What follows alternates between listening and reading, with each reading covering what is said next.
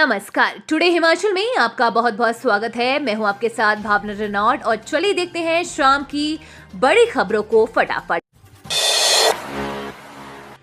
Himachal crypto currency ठगी आरोपी मिलन के खिलाफ अतिरिक्त चार्जशीट दायर, 20 अरब का घोटाला, नवासी की गिरफ्तारी।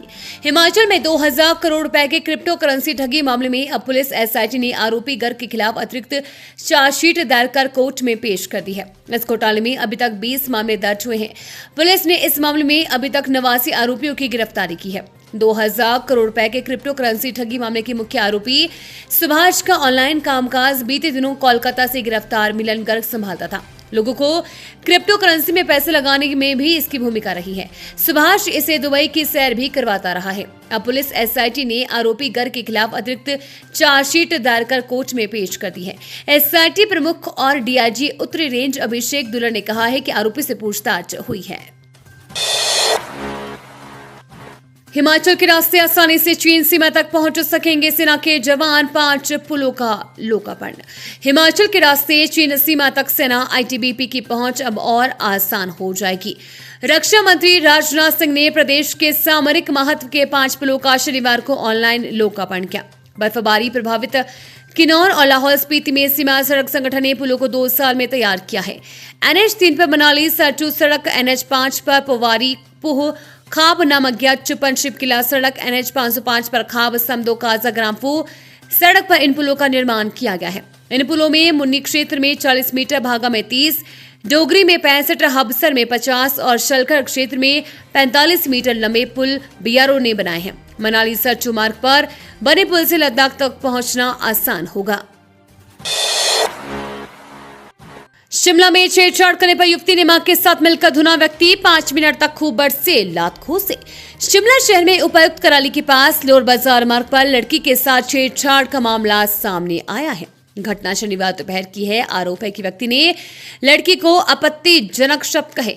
इससे गुस्से में आकर मां और बेटी ने उस व्यक्ति की जमकर धुनाई कर दी। इस दौरान मौके पर लोगों की भीड़ इकट्ठा हो गई और काफी देर तक मामला गरमा रहा।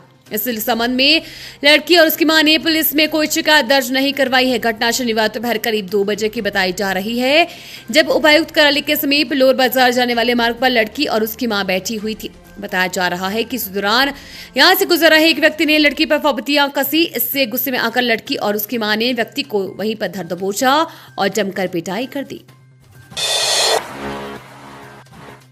ऊना हमीरपुर NH पर ट्रक और मोटरसाइकिल की टक्कर, हादसे में 2 युवकों की मौत। ऊना हमीरपुर नेशनल हाईवे पर उपमंडल बंगाणा क्षेत्र से 2 किलोमीटर दूर बंगाणा लठियाणी के मध्य कोटला सत्संग घर के नजदीक रविवार सुबह एक ट्रक और एक मोटरसाइकिल की टक्कर हो गई। हादसे में मोटरसाइकिल सवार 2 युवकों की मौत हो गई है। जानकारी के अनुसार एक ट्रक नंबर HP 67A 6631 जो कि बंगाणा से लठियाणी की तरफ जा रहा था कि मोटरसाइकिल नंबर HP 22C 0335 जो कि बंगाणा की तरफ जा रहा था कि टक्कर होने से मोटरसाइकिल सवार 2 युवकों में दानिश राणा व सागर की मौके पर ही मौत हो गई। गगल आने वाली उड़ानों के समय में होगा बदलाव, 27 से बदलेगा स्केड्यूल, एक फ्लाइट भी होगी कम। गगल हवाई अड्डे पर उतरने वाली उड़ानों का स्केड्यूल 27 अक्टूबर से बदल जाएगा। इस दौरान जहां एक विमानन कंपनी एक उड़ान बंद करेगी, वहीं अन्य उड़ानों के समय में भी बदलाव होगा। इसके अलावा दिल्ली से गगल एयरपोर्ट पर आने वाली उड़ानों की संख्या भी 4 से 5 हो जाएगी। जानकारी के अनुसार ऑफ सीजन के चलते गगल एयरपोर्ट पर 27 अक्टूबर से विमानन कंपनी स्पाइस जेट एक उड़ान को बंद कर देगी। 27 अक्टूबर के बाद गगल एयरपोर्ट पर इस विमानन कंपनी की 2 ही उड़ानें आएंगी, जबकि इससे पहले रोजाना 3 उड़ानें लैंड और टेक ऑफ होती थी। इसके अलावा उड़ानों के समय में भी बदलाव होगा। फ्लाइट बुकिंग साइट मेक माई ट्रिप पर दर्ज स्केड्यूल के अनुसार राजधानी दिल्ली से गगल एयरपोर्ट के लिए सुबह 6 बजे उड़ान भरने वाला जहाज 27 अक्टूबर से 6:35 पर उड़ान भरेगा। इसके अलावा अन्य उड़ानों के समय में भी 25 से 30 मिनट का अंतर होगा।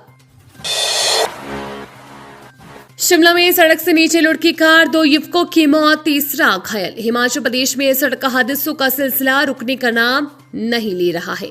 आए दिन हो रहे हादसों में अनमोल जाने जा रही है।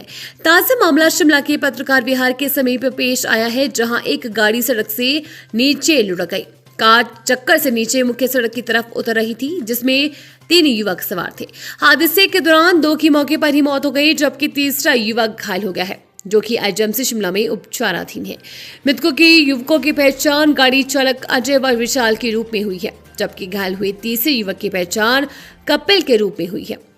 तीनों युवक मूलतः उत्तर प्रदेश के रहने वाले थे, लेकिन काफी समय से शिमला में रह रहे थे। इस हादसे को लेकर बालूगंज पुलिस ने भारतीय न्याय संहिता की धारा 281, 125A व 106 के तहत मामला दर्ज कर लिया है और दुर्घटना के कारणों की जांच शुरू की जा रही है। 2 किलोमीटर से अधिक दूरी के 5 बच्चों वाले 525 प्राइमरी स्कूल होंगे मर्ज। नए शैक्षणिक सत्र से शुरुआत। हिमाचल प्रदेश में अब 2 किलोमीटर से अधिक दूरी पर स्थित 5 ऐसे कम बच्चों की संख्या वाले 525 प्राइमरी स्कूल भी मर्ज होंगे। नए शैक्षणिक सत्र में इस स्कूलों को मर्ज किया जाएगा। बीते दिनों 2 किलोमीटर की दूरी पर स्थित ऐसे 361 स्कूल मर्ज किए गए थे। इसके अलावा 10 बच्चों की संख्या वाली 315 मिडिल स्कूलों को भी समय योजित किया जाएगा। प्रारंभिक शिक्षा निदेशालय ने इस संदर्भ में प्रस्ताव बनाकर शिक्षा मंत्री रोहित ठाकुर की मंजूरी को भेज दिया है। राज्य मंत्रिमंडल से प्रस्ताव पारित होने के बाद स्कूलों को मर्ज करने की अधिसूचना जारी होगी। इन स्कूलों में पढ़ने वाले बच्चों सहित कार्यरत शिक्षकों और गैर शिक्षकों को अन्य स्कूलों में शिफ्ट किया जाएगा। एचआरटीसी को घाटे से निकालने के लिए खुद सरकार का प्लान तैयार। डीजल पेट्रोल नहीं, अब ई वाहनों में सफर करेंगे अधिकारी। एचआरटीसी को घाटे से उबारने के लिए सरकार व्यवस्था परिवर्तन करेगी। इसकी शुरुआत अफसरशाही से होगी। सरकार निगम में अधिकारियों का युक्तिकरण करेगी, यानी जिन अधिकारियों के पास काम नहीं है उन्हें बदल दिया जाएगा। एचआरटीसी के अधिकारी डीजल व पेट्रोल के वाहनों में सफर करने के बजाय ई वाहनों का प्रयोग करेंगे। अभी तक परिवहन विभाग के अधिकारी ये वाहनों का इस्तेमाल करते हैं। अब एचआरटीसी के प्रबंध निदेशक से लेकर महाप्रबंधक, मंडलीय प्रबंधक, क्षेत्रीय प्रबंधक सभी ये वाहनों में सफर करेंगे। मुख्यमंत्री ने कहा कि 31 मार्च 2025 तक ये व्यवस्था लागू हो जाएगी। निगम के पास जो बचे वाहन होंगे उन्हें राज्य के सरकार के पुल में शामिल कर दिया जाएगा।